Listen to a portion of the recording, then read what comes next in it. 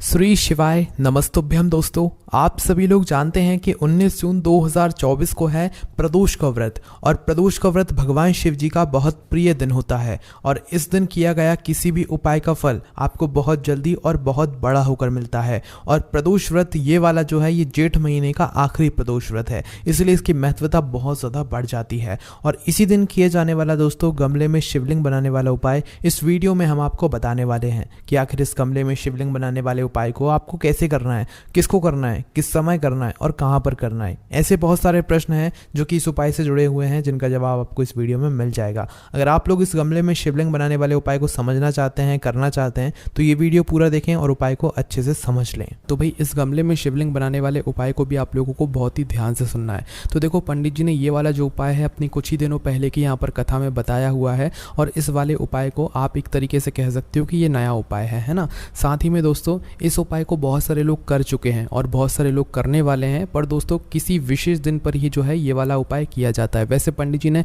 ऐसी कोई बात नहीं बोली है, आप इसे किसी भी दिन कर सकते हैं, पर जब बात विशेष दिन की हो जाए, वो भी भगवान शिव जी के प्रिय और विशेष दिन पर, तो भाई इससे अच्छी बात और क्या हो सकती है। और इससे अच्छा दिन और कोई हो भी नहीं सकता गमले में शिवलिंग बनाने वाले उपाय को करने का। तो उसी तरीके से दोस्तों जेठ महीने का प्रदोष व्रत 19 जून 2024 के दिन पड़ रहा है, तो इस दिन आप लोगों को ये वाला उपाय ज़रूर करना है। तो देखो, हम आपको सबसे पहली चीज़ ये बता देते हैं कि इस वाले उपाय को जो करेगा वो घर में से कोई एक ही सदस्य करेगा, सभी सदस्यों को करने की बिल्कुल भी ज़रूरत नहीं है। और ये उपाय घर की सुख और शांति के लिए होगा, आपकी मनोकामना पूर्ति के लिए होगा और आपकी दुख और समस्या को दूर करने के लिए होगा। ठीक है, किसी भी एक काम के लिए आप अपना यह वाला उपाय कर सकते हो। घर में से जो बड़ी माताएं बहनें होंगी, उन माताओं बहनों में से कोई भी एक माता बहन इस वाले उपाय को कर सकती है। अगर किसी कारणवश घर में माताएं बहनें उपस्थित ना हो तो फिर घर का कोई बड़ा व्यक्ति भी इस वाले उपाय को कर सकता है। ठीक है, तो ये सारी चीज़ें हैं जो कि आप लोगों को जानना बहुत ज़्यादा ज़रूरी है। अब दोस्तों हम जानते हैं कि आखिर इस उपाय की सामग्री क्या है ना, और इस उपाय को करना किस समय है। तो देखो, इस उपाय को आप लोगों को सुबह के समय करना है। सुबह से लेकर दोपहर के समय के बीच में आप लोग कभी भी इस उपाय को कर सकते हो, पर ये वाला उपाय शाम के समय या रात के समय नहीं होगा, इस बात का आप लोगों को ध्यान रखना है। ठीक है, इस उपाय को करने की सबसे अच्छी बात यह है कि इस उपाय को करने के लिए आप अपने घर में ही रह सकते हैं या घर से थोड़ा सा बाहर जा सकते हैं, पर शिव जी के मंदिर जाने की ज़रूरत नहीं है। सीधी सी बात यह है, घर के बाहर ज़्यादा जाने की ज़रूरत नहीं है इस उपाय को अगर आप लोग कर रहे हो। ठीक है, तो उसके बाद में दोस्तों अब हम जानते हैं कि भाई इस उपाय की सामग्री क्या है। सबसे पहले आप लोग वो सुन लीजिए और सबसे पहले आप ये भी जान लीजिए कि भाई इस उपाय को करने के लिए आखिर आपको जाना कहाँ पर है। घर में ही करना है तो करना कहाँ पर है। तो देखो, इस उपाय को करने के लिए पंडित जी ने दो स्थान बताए हैं, दो जगहें बताई हैं। सबसे पहला है दोस्तों आपके ही घर में जो गमला होता है, गमले में कोई पौधा लगा हुआ होता है, एक तो वो गमला हो गया। दूसरा जो स्थान है वो है दोस्तों आपके घर के अंदर, आपके घर के बाहर जो भी वृक्ष लगा हुआ पूजनीय वृक्ष हो, भाई उसके नीचे आप लोग अपना यह वाला उपाय कर सकते हो। अगर आपके घर में कोई गमला है, बस तुलसी जी का वो गमला नहीं होना चाहिए, तुलसी के गमले को छोड़कर कोई भी पौधे का गमला है, उस गमले के अंदर आप लोग अपना यह वाला उपाय कर सकते हो। ठीक है, और अगर गमला नहीं है तो भाई पेड़ तो होगा घर में, चाहे पेड़ हो चाहे घर के बाहर पेड़ हो,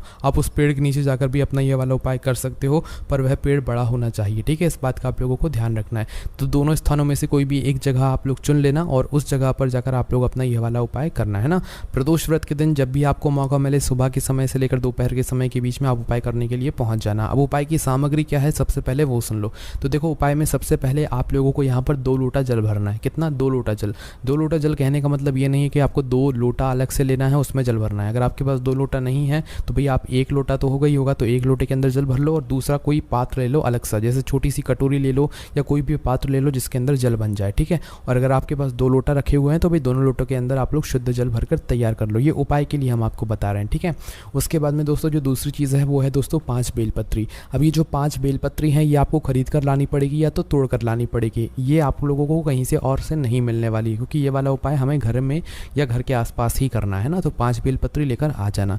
इसके बाद में जो अगली चीज़ है दोस्तों वो है यहाँ पर हमारा जो है दीपक, है ना। तो जो दीपक आप तैयार करोगे वो आटे का या मिट्टी का कोई भी कर सकते हो, बस उसके अंदर जो रखोगे आप बत्ती वो रखोगे गोल बत्ती, और उसके अंदर जो चीज़ डालोगे वो डालोगे शुद्ध देसी गाय का घी, है ना। सिर्फ और सिर्फ शुद्ध देसी गाय का घी ही डालेगा, इस बात का आप लोगों को ध्यान रखना है। इस दीपक को आप लोग तैयार कर लेना। तो ये 3-4 चीज़ें हैं जिनका आप लोगों को ध्यान रखना है और जो अपने साथ में उपाय के लिए आप लोगों को लेकर जाना है ना। तो भाई उपाय की सामग्री तैयार करके और शुद्धता का विशेष रूप से ध्यान रख के स्नान वगैरह करके सब कामों से निवृत्त होकर आप लोगों को उपाय करने के लिए पहुंच जाना है। गमले में कर रहे हो तो भी वही विधि रहेगी, किसी पेड़ के नीचे कर रहे हो तो भी वही विधि रहेगी। अब पेड़ के नीचे आप लोग ज़रूर पूछोगे भाई कौन कौन से पेड़ के नीचे हम लोग ये वाला उपाय कर सकते हैं। देखो, आम का पेड़ हो गया, अमरूद का पेड़ हो गया, बेलपत्री का पेड़ हो गया, पीपल का पेड़ हो गया, मतलब ऐसे पेड़ जो कि आपके घर के आसपास लगे आगे होते हैं भाई, उनके नीचे बैठकर आप लोग अपना ये वाला उपाय कर सकते हो, ठीक है। और अगर गमले में कर रहे हो, गमले में कोई दिक्कत वाली बात है ही नहीं, है ना। बस तुलसी जी का वो गमला नहीं होना चाहिए, इस बात का ध्यान रखना, है ना। तो अब करना क्या है, जहाँ पर भी आप उपाय कर रहे हो वहाँ पर आप लोग पहुँच जाना, और पहुँचने के बाद सबसे पहले आप लोग वहाँ पर बैठ जाना आसन लगाकर, है ना। अब सबसे पहला काम आपका यहाँ पर ये रहेगा कि आपको एक पार्थिव शिवलिंग का निर्माण करना है ना। देखो गमले में कर रहे हो तो गमले में भी मिट्टी होगी, पेड़ के नीचे बैठकर कर रहे हो तो पेड़ के नीचे भी मिट्टी होगी, है ना। तो आपको मात्र करना क्या है, एक छोटी सी पार्थिव शिवलिंग वहीं के वहीं बना देना है, वहीं की मिट्टी से, वहीं की मिट्टी के थोड़ा ऊपर की ओर उठाकर, है ना। समझ गए आप लोग, कुछ ज़्यादा आप लोगों को डिज़ाइन में शिवलिंग नहीं बनाना है, पार्थिव शिवलिंग बनाना है, वो भी उसी गमले की मिट्टी से या उसी पेड़ के नीचे की मिट्टी से जहाँ पर बैठकर आप लोग अपना ये वाला उपाय कर रहे हो, है ना। तो थोड़ी सी मिट्टी को लेना और ऊपर की ओर उठाना और अपना पार्थिव शिवलिंग बनाकर तैयार कर लेना। जैसे ही आप लोगों का यहाँ पर पार्थिव शिवलिंग बनकर तैयार हो जाता है, उसके बाद में आप लोगों को क्या करना है, थोड़ी बहुत पूजन अर्चना अगर आप लोग करना चाहते हैं तो कर सकते हैं, ठीक है। अब आप लोग यहाँ पर उपाय की जो है तैयारियाँ शुरू करना, जिसमें सबसे पहले आप लोग अपनी 5 जो बेलपत्र हैं उन्हें निकाल लेना, है ना। अब 5 बेलपत्र जो आप निकालोगे दोस्तों, ये आपको सीधे नहीं चढ़ानी है, यह 5 बेलपत्र आपको एक एक करके इसी पार्थिव शिवलिंग के ऊपर चढ़ानी। भले ही वह शिवलिंग कितना ही छोटा क्यों ना हो, कितना ही बड़ा क्यों ना हो, आप छोटे से छोटा ही शिवलिंग बनाओगे, कोई दिक्कत वाली बात नहीं है, चल जाएगा, है ना। तो छोटा सा पार्थिव शिवलिंग बनाकर मतलब वहीं की मिट्टी को थोड़ा सा ऊपर की ओर उठाकर शिवलिंग बन जाएगा ना, वह पार्थिव शिवलिंग उसे कहते हैं। तो भाई उस शिवलिंग के ऊपर आपको एक एक करके बेलपत्र समर्पित करनी है। पर एक बात और है यहाँ पर कि हर बेलपत्र को समर्पित करते समय आपको शिव जी की 5 बेटियों का नाम का स्मरण करना है, मतलब एक एक बेटी का नाम आपको एक एक बेलपत्र को चढ़ाते समय बोलते जाना है, ठीक है। एक बार आप शिव जी की 5 बेटियों का नाम सुन लो, उसके बाद आप लोग हर बेलपत्र को चढ़ाते समय एक एक बेटी जी का नाम आप लोग बोलते जाना है, ठीक है। तो शिव जी की जो 5 बेटियां हैं जिनका आपको नाम लेना है वो है जया, विषहरा, श्यामली बारी, दौतली और देव। ये शिव जी की 5 बेटियां हैं ना। इन 5 बेटियों का नाम आपको एक एक करके लेना है। जैसे कि एक बेलपत्र आपने चढ़ाई, ठीक है, डंडी का मुख अपनी तरफ करना, बेलपत्र की जो डंडी का मुख है वो अपनी तरफ करके अपनी इस पार्थिव शिवलिंग के ऊपर चढ़ा देना, ठीक है। पहली बेलपत्र चढ़ाई, पहली बेटी का नाम बोल दिया, दूसरी बेलपत्र चढ़ाई, दूसरी बेटी का नाम बोल दिया, तीसरी चढ़ाई, तीसरी का नाम बोल दिया, चौथी बेलपत्र चढ़ाई, चौथी का नाम बोल दिया, 5वीं बेलपत्र चढ़ाई, 5वीं का नाम बोल दिया। इस तरीके से आपको हर एक बेलपत्र को चढ़ाते समय शिव जी की एक एक बेटी जी का नाम यहाँ पर आपको बोलते जाना है, ठीक है। जैसे ही आपको आपकी यह 5 बेलपत्र समर्पित हो जाती हैं, समर्पित होने के बाद दोस्तों आपको अब जो है अपना वह 2 लोटा जल है जो आप अपने साथ में लेकर आए हुए उसे निकाल लेना है। 2 लोटा नहीं लाए तो 2 पात्रों में लाए होगे, 2 चीज़ों में आप लोग जल भर कर लाए होगे, हम ये मान लेते हैं, ठीक है। अब चाहे आप 2 लोटा लाए हो, चाहे 2 कटोरी लाए हो, चाहे कुछ लाए हो, ठीक है, पर 2 पात्रों में आपका जल होना चाहिए। तो करना क्या है, यह 5 बेलपत्र शिव जी की एक एक बेटी जी का नाम लेते हुए इस पार्थिव शिवलिंग के ऊपर चढ़ाने के बाद आपको अपने दोनों पात्रों को जो है उसी पार्थिव शिवलिंग के ऊपर इन 5 बेलपत्र के ऊपर आमने सामने कर लेना है, ठीक है। एक साइड नहीं करना है, दोनों जो पात्र हैं उनका मुख आमने सामने हो जाना चाहिए, जिससे कि जब हम जल चढ़ाएं तो दोनों पात्रों का जो जल है वो आमने सामने की तरफ जो है एक धारा से करके हम चढ़ा सके, है ना। तो क्या करना है, अपने दोनों पात्रों को शिवलिंग के ऊपर करना और दोनों को आमने सामने करना और एक धारा से जल चढ़ाना शुरू करना। एक साथ जल चढ़ाना आपको शुरू करना है, अलग अलग नहीं चढ़ाना है, ठीक है। तो दोनों पात्रों को आमने सामने कर एक धारा से धीरे धीरे करके आपको जल समर्पित करते जाना है। जैसे ही आपका जल चढ़ जाता है, जल चढ़ाने के बाद आपको मतलब लोटों को या पात्रों को साइड में रख देना है ना। उसके बाद में दोस्तों आप लोगों को अपना वह जो दीपक है उसे निकाल लेना है, उसको जला लेना है। उसको घर से जला कर नहीं लाना है, यहीं पर आकर जलाना है, वो भी अपनी माचिस से जलाना है, ठीक है।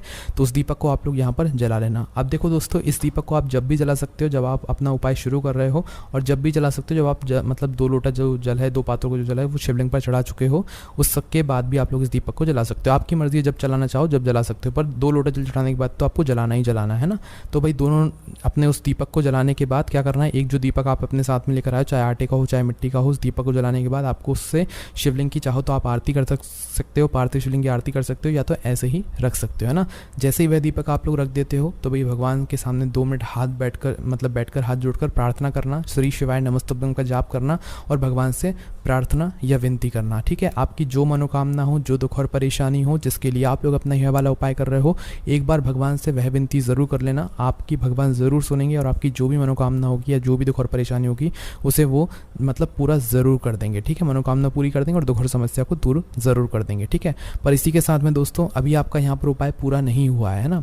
तो देखो, जो दीपक आपका जल रहा है, जब तक वह दीपक ठंडा ना हो जाए आपको वहीं पर बैठना है, मतलब वह दीपक अपने आप ना बुझ जाए जब तक आपको वहीं पर बैठना है। और जैसे ही दीपक बुझ जाता है तो भाई आप लोगों को जो आपने पार्थिव शिवलिंग के ऊपर अपनी 5 बेलपत्र को चढ़ाया हुआ था, ये भगवान का आशीर्वाद स्वरूप समझकर इन 5 बेलपत्र को आपको उस पार्थिव शिवलिंग के ऊपर से उठा लेना है, ठीक है, और उठाकर अपनी झोली में रख लेना है या अपने पास में रख लेना है। उसके बाद में वो जो पार्थिव शिवलिंग है उसका आपको वहीं के वहीं विसर्जन कर देना है, थोड़ा सा जल अलग से रख लेना और उसको वहीं के वहीं विसर्जन कर देना है, ठीक है। तो यहाँ का काम आपका पूरा हो जाता है, ठीक है। और वहीं के वहीं दीपक का भी आप लोग विसर्जन कर देना या उसको अपने साथ में लेकर आ जाना है ना।